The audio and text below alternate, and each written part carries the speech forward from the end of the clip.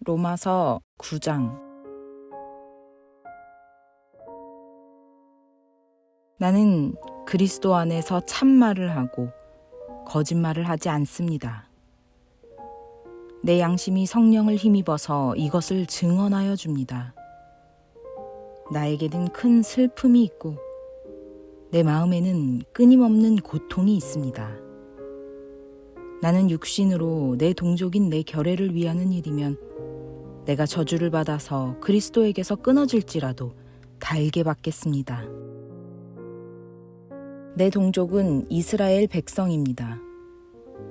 그들에게는 하나님의 자녀로서의 신분이 있고 하나님을 모시는 영광이 있고 하나님과 맺은 언약들이 있고 율법이 있고 예배가 있고 하나님의 약속들이 있습니다. 족장들은 그들의 조상이요 그리스도도 육신으로는 그들에게서 태어나셨습니다. 그는 만물 위에 계시며 영원토록 찬송을 받으실 하나님이십니다. 아멘. 그러나 하나님의 약속의 말씀이 패했다고는 할 수 없습니다.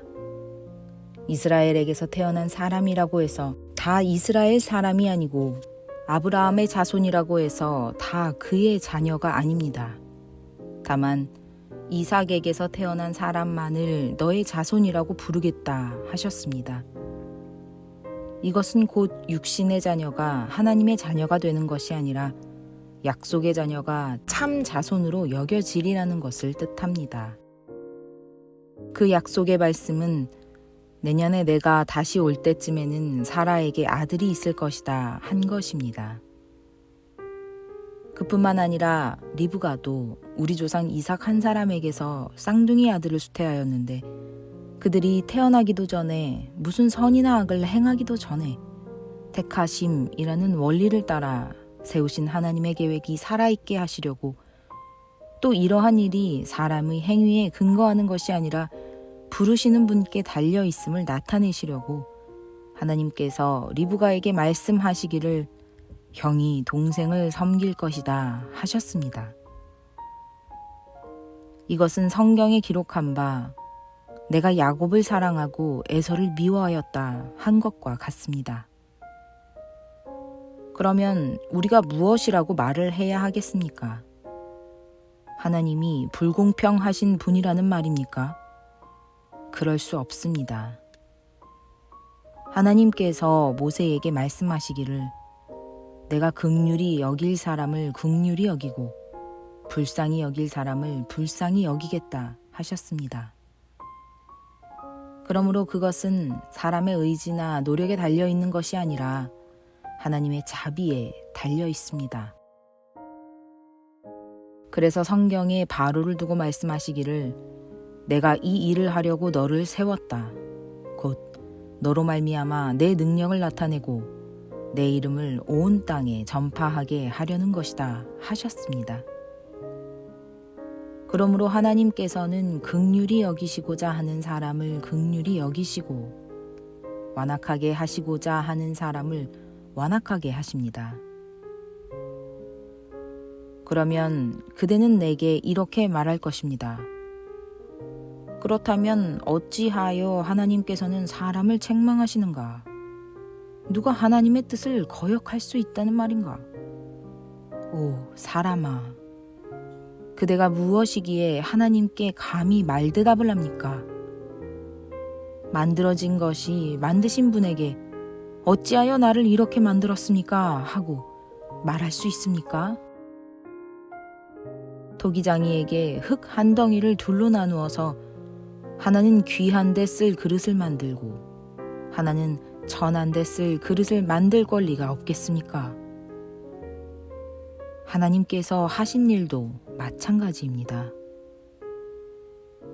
하나님께서 진노하심을 보이시고 권능을 알리시기를 원하시면서도 멸망받게 되어 있는 진노의 대상들에 대하여 꾸준히 참으시면서 너그럽게 대해 주시고 영광을 받도록 예비하신 자비의 대상들에 대하여 자기의 풍성하신 영광을 알리시고자 하셨더라도 어떻다는 말입니까?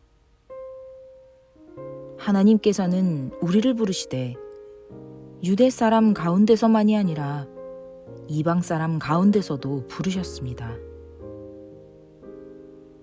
그것은 하나님이 호세아의 글 속에서 하신 말씀과 같습니다. 나는 내 백성이 아닌 사람을 내 백성이라고 하겠다. 내가 사랑하지 않던 백성을 사랑하는 백성이라고 하겠다. 너희는 내 백성이 아니다 하고 말씀하신 그곳에서 그들은 살아계신 하나님의 자녀라고 일컬음을 받을 것이다. 그리고 또 이사야는 이스라엘을 두고 이렇게 외쳤습니다. 이스라엘 자손의 수가 바다의 모래와 같이 많을지라도 남은 사람만이 구원을 얻을 것이다. 주님께서는 그 말씀하신 것을 온전히 그리고 조속히 온 땅에서 이루실 것이다. 그것은 또한 이사야가 미리 말한 바 만군의 주님께서 우리에게 씨를 남겨주지 않으셨더라면 우리는 소돔과 같이 되고 고모라와 같이 되었을 것이다 한 것과 같습니다. 그러면 우리가 무엇이라고 말해야 하겠습니까? 의를 추구하지 않은 이방 사람들이 의를 얻었습니다. 그것은 믿음에서 난 의입니다. 그런데 이스라엘은 의의 율법을 추구하였지만 그 율법에 이르지 못하였습니다. 어찌하여 그렇게 되었습니까?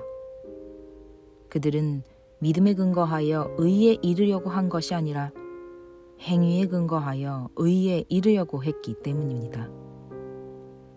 그들은 걸림돌에 걸려 넘어진 것입니다. 그것은 성경에 기록한 바와 같습니다. 보아라, 내가 시온에 부딪히는 돌과 걸려 넘어지게 하는 바위를 둔다. 그러나 그를 믿는 사람은 부끄러움을 당하지 않을 것이다.